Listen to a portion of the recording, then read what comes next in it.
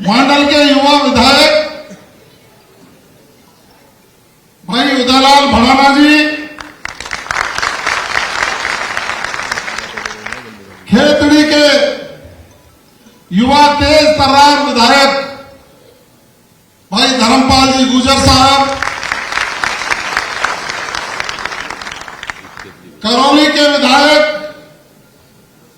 आदरणीय भाई दर्शन सिंह जी, सपोर्टरा के विधायक आदरणीय हंसराज बीना जी,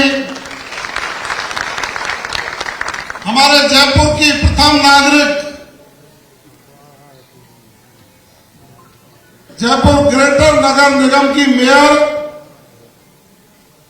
आदरणीय डॉक्टर सौम्या गुजर जी, हमारे युवा मोर्चा के प्रदेश अध्यक्ष भाई अंकित चेची साहब, हमारे पार्टी के कार्यालय मंत्री आदरणीय पारिक जी, मंच पर विराजमान अनेकों भामाशाह और समाज सेवी बंधु और मंच के समक्ष विराजमान इस राजस्थान के कोने कोने से पधारे मेरे पिता तुल बुजुर्गों, नौजवान साथियों, उत्तर प्रदेश से, हरियाणा से हमारे विधायक बंधु पहुंचे, मैं सबका हृदय से स्वागत और अभिनंदन करता हूं। आप सबको भगवान देवनारायण जी की जयंती की ढेर सारी शुभकामनाएं। और मैं आज आपसे एक बधाई और मुख्यमंत्री जी को दिलवाना चाहता हूं, जोरदार तालियां बजानी चाहिए।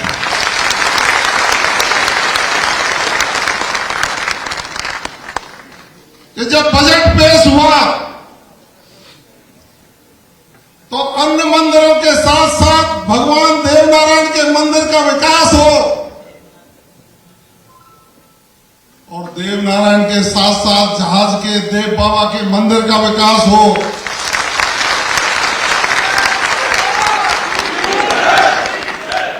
और इतना ही नहीं, कल जब पूर्वी राजस्थान के प्रसिद्ध तीर्थ स्थल जगदीश जी महाराज की धरती पर गए तो 50,000 की उपस्थित जनसमूह में आजादी के इतिहास में पहली बार किसी मुख्यमंत्री जी ने कहा कि जगदीश जी के इस मंदिर का विकास होगा, कृष्णा कॉरिडोर से जुड़ेगा और इसी मंदिर परिसर में छात्रों के लिए आवासीय विद्यालय खोला।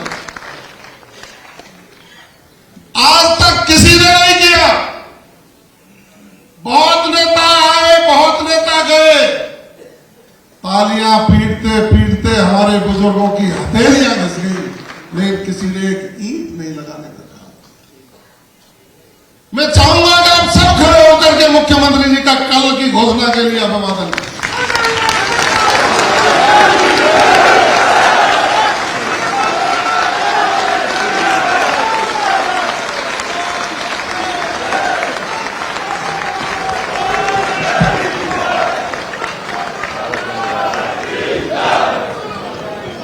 मैं आभार व्यक्त करूंगा पूरे मंच का। बैठ जाओ भैया, बैठ जाओ। हमारे सामाजिक विकास में चाहे माननीय राजेंद्र जी राठौड़ साहब हो, चाहे आदरणीय अरुण चतुर्वेदी साहब हो, आदरणीय कालूलाल जी हो, मदन राठौड़ साहब हो, इनका अपने अपने कार्य क्षेत्र में अपने अपने कार्यभार के समय पर अपनी कलम से योगदान करने का आपने काम किया है। सभी का ताली बजा करके आप स्वागत करते हैं।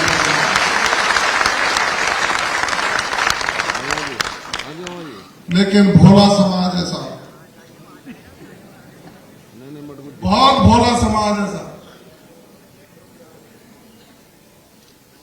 आज भी दुनिया चंद्रमा पर पढ़ लिख करके पहुंच गई है। हमारे लोग अब भी औरतों के झगड़े की पंचायत करने में उलझे हुए हैं।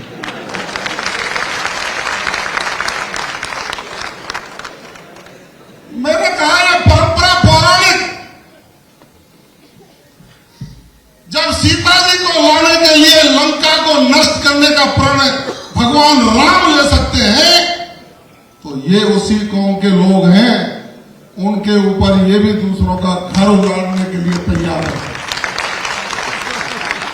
जो अन्याय अत्याचार करने वाले लोग हैं, उनके खिलाफ लड़ने का संकल्प लेते हैं। अभी बहुत आवश्यकताएं हैं साहब, उन आवश्यकताओं की पूर्ति के लिए हम आपसे उचित मंच पर बात करेंगे। और अच्छा जब लगता है जब मुख्यमंत्री जी आगे से ही पूछते हैं। आपको बहुत लोग भ्रमित करने के लिए मैदान में घूम रहे हैं, भ्रमित होने की आवश्यकता नहीं है। समय बदल चुका है।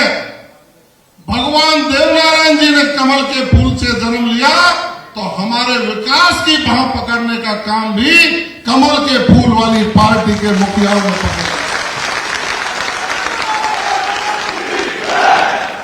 मैं धन्यवाद देना चाहूंगा महासभा के सभी संगठनों को और मेरे भाई डॉक्टर विक्रम सिंह गुर्जर। उन्होंने एक दिन कहा था कि अलग अलग छतरी तनी हुई है, आपकी इजाजत हो तो इनको एक छत के नीचे ले आऊं, मैं घर घर जाऊंगा, उनके पैर छूऊंगा। मैंने आप सबको एक छतरी के नीचे ले आओगे तो राजस्थान के मुखिया मुख्यमंत्री जी के चरण छूकर उनको आपके बीच में ले आए।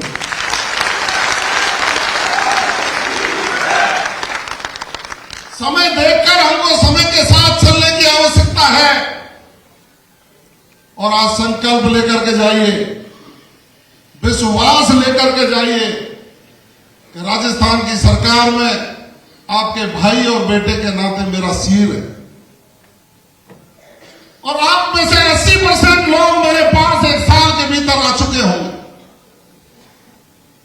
मैंने ये प्रण किया है कि कोई भी व्यक्ति राजस्थान में जयपुर की धरती पर अपने बेटे के दरवाजे पर आएगा तो उचित सम्मान मिलेगा, उसको धक्के खाने नहीं पड़ेंगे। सम्मान देने का काम, आपका हितों की रक्षा करने का काम, चाहे किसी भी स्तर पर आपकी बात पहुंचानी पड़े। मुझे पता लगा है कि आज राष्ट्रीय स्वयंसेवक संघ के वरिष्ठ जनों का बौद्धिक भी यहां हुआ है। माननीय राठौड़ साहब पर आ जाए, मुझे जुगल किशोर जी भाई साहब नजर आ रहे। राष्ट्र की मुख्य धारा में जोड़ने के लिए, अपने विचारों की शुद्धता के लिए हमें इनके बौद्धिक समय समय पर लेते रहने चाहिए। वैसे हमारी पवित्रता पर कोई प्रश्न चिन्ह नहीं है। राजे महाराजे भी अपने पुत्र को बलिष्ठ करने के लिए गुर्जर मां को धारा रखने का काम है। हमारी स्वामी भक्ति पर भी कोई प्रश्न चिन्ह नहीं है। राणा के वंश को चलाने के लिए पन्ना धाय ने चंदन का बलिदान स्वीकार कर लिया, लेकिन स्वामी भक्ति की पराकाष्ठा करने लगे। आज आवश्यकता है तो सही और उचित रास्ता दिखाने की है।